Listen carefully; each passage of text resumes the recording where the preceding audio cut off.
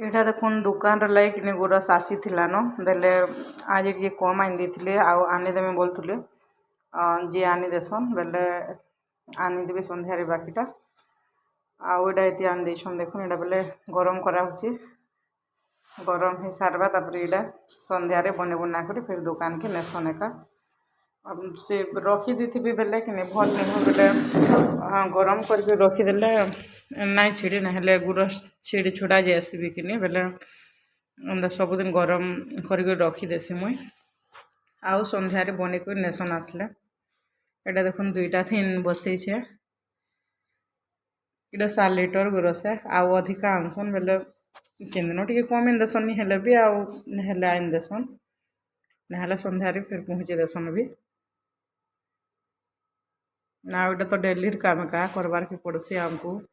ଖରା ମାସ ଆସିଲେ दुकान लगे तो करमा एका नहीं।